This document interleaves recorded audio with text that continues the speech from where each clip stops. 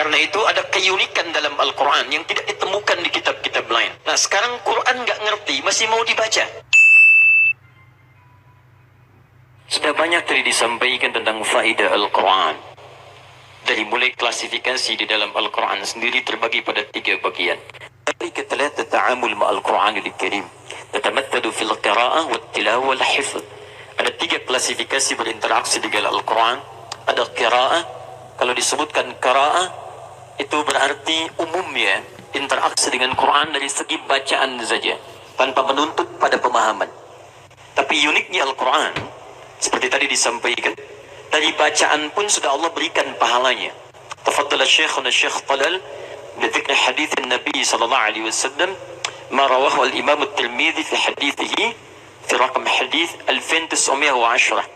Disebutkan dalam Sahih at-Tirmidzi sunannya, bahkan hadis sahih nomor hadis 2910, man qara'a harfan min kitabillahi falahu 10 hasanat. Siapa yang baca satu huruf dari kitab Allah, dia dapat 10 kebaikan. Walam aqul alif lam mim harfun. Saya tidak katakan alif lam mim satu huruf, walakin alifun harfun, lamun harfun, mimun harfun, wa likulli harfin 10 hasanat. Tapi alifnya satu huruf, lamnya satu huruf, mimnya satu huruf. Setiap huruf dia 10 kebaikan.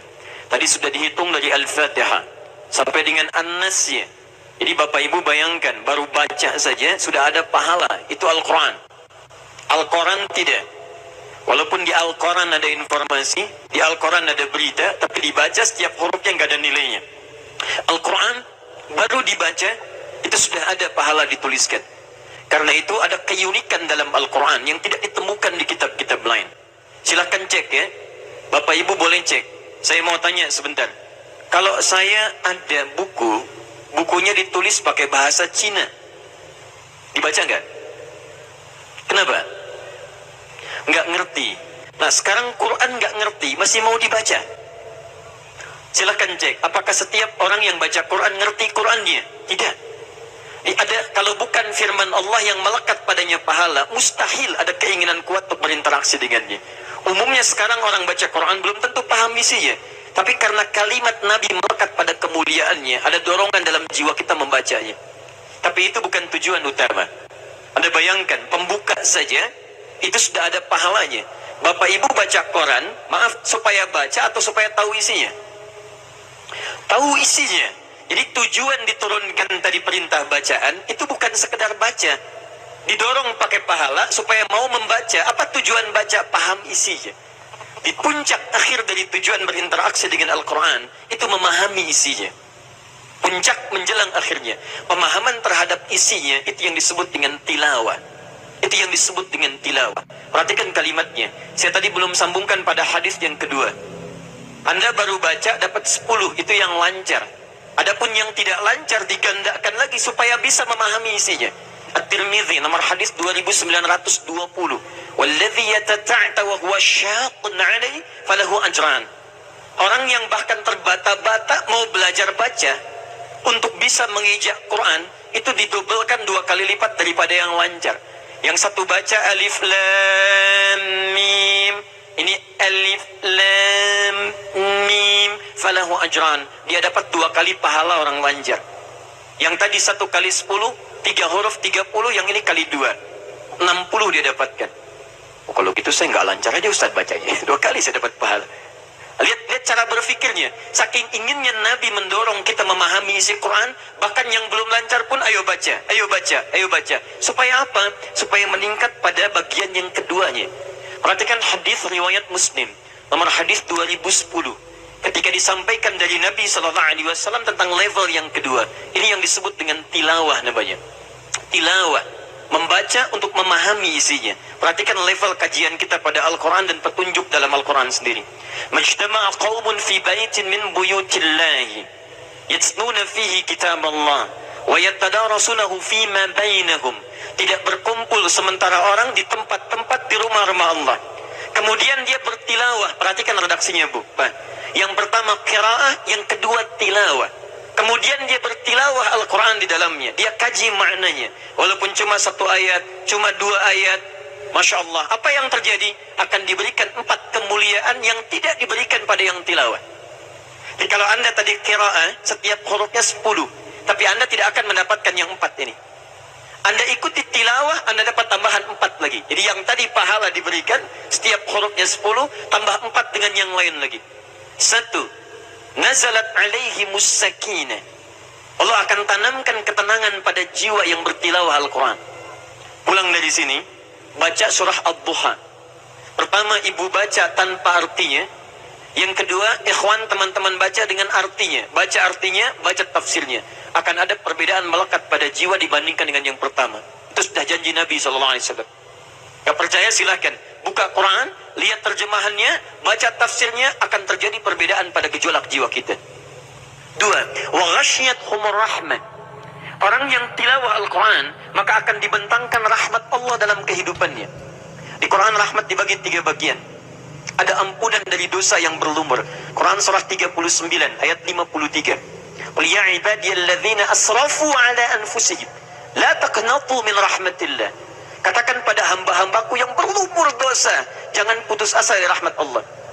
Ibu bapak, sifat kesalahan di Quran itu dibagi 4. Yang pertama ada kesalahan yang sifatnya maaf, ya, mengandung dosa tapi kecil sifatnya. Maka Allah turunkan sifat pengampun kepadanya disebut dengan Ghafir. Ada surah Ghafir, surah ke-40 ayat ketiga. Kesalahannya disebut dengan Dzambun, pasangannya disebut dengan Ghafir.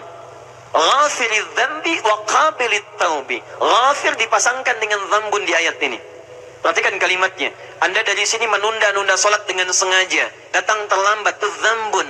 Begitu Anda taubat, diturunkan sifat Allah yang pertama, Ghafir. Anda sengaja menunda salat sampai kemudian ngajak orang lain tidak salat, itu zalim namanya. Quran surah kedua ayat 114. Wa man azlamu mimman mana'a masajidallahi ayyudhkara fiha ismuh. Dia melarang orang, jangan dulu salat. Sekarang kita makan aja dulu. Sengaja memperlambatkan salat. Ditambah dzunubun, dzambun dzunubun. Jadi bertambah sifatnya, berubah namanya. Dari dzambun satu dosa jadi dzunubun. Allah turunkan sifat yang kedua untuk mengampuni itu. Namanya Ghaffarun. Ghaffar. Quran surah Nuh ayat yang ke-10. Ketika umatnya Nabi Nuh diajak mencela, diajak mengancam, diajak ingin kemudian melempari Nuh, makin bertambah dosanya, diturunkan sifat yang kedua bukan yang pertama. Faqultu astaghfiru rabbakum innahu kana ghaffara. Bukan ghafir lagi tapi ghaffar. Ghafir, ghaffar. Perhatikan kalimatnya. Seakan-akan Anda dosa sedikit, saya ampuni. Anda dosa banyak, saya ampuni. Anda bertambah lagi dosanya, maaf, sudah sholat terlambat, ngajak orang tidak sholat dan membicarakan orang yang sholat. Lihat tuh, terlampau soleh mereka. Belum kayak kita aja, sayang gak merasakan mie ayam ini. Bisa. Anda membicarakan orang, tambah yang ketiga, dzunubun ma'azzulmi. Ada dzunub bertambah plus zalim di situ, membicarakan keburukan orang. Maka saat Anda bertambah dosanya pun diturunkan lagi sifat yang ketiga, namanya Ghafurun. Ghafir, Ghaffar, Ghafur. Tapi perhatikan, ada orang sudah tidak sholat, ngajak orang tidak sholat, mencegah orang tidak sholat, dan sempat mampir ke masjid mengambil sandal orang sholat. Anda bayangkan, terkumpul semuanya. Jika dikumpulkan keseluruhan dosa ini, maka mohon maaf, kalimat Qurannya berubah. Bukan lagi dzambun, bukan dzunubun, laisa dzunubun ma'zulmi, wa innama tahawwal al-mustalah ila al-israf. Israf, sesuatu yang berlebihan. Anda datang ke prasmanan makan 1 kali, itu biasa. Tapi kalau nambah 10 kali, itu israf namanya. Ada orang israf dalam dosa, nggak puas kalau berdusta, nggak puas kalau mencela, tidak puas kalau mabuk, dikumpulkan semuanya. Maka Allah turunkan sifat yang terakhir. Perhatikan kalimatnya, disebut dengan Rahim. Rahmat Allah diturunkan kepadanya. Saat Allah ingin mengampuni dosa yang berlumur, yang diturunkan bukan sifat Ghafir, Ghaffar, Ghafur, tapi Rahim. Qul ya ibadiyalladzina asrafu ala anfusihim la taqnatu min rahmatillah. Kalimat rahmah yang disebutkan pada kita. Dan tahukah Anda, rahmat akan diturunkan pada orang yang bertilawah Al-Quran. Tunjukkan pada dunia, dari sekian orang yang hidup pada sekarang, beraktivitas, kenapa cuma bapak ibu yang ada di tempat ini? Bukankah sekarang kita tilawah Al-Quran? Bukankah sekarang kita sedang membahas isi Al-Quran? Barangkali tenda yang menaungi kita ini memberikan keteduhan dari sengatan matahari. Tapi ada tenda yang lain yang menghanguskan dosa-dosa kita, membentengi dari sengatan-sengatan dosa yang menyengat kita dalam kehidupan. Maka ahli Quran, ahli Quran. Ketika dia bertilawah dalam kehidupan, dia berpeluang mendapatkan rahmat Allah Subhanahu wa taala dalam wujud ampunan Allah.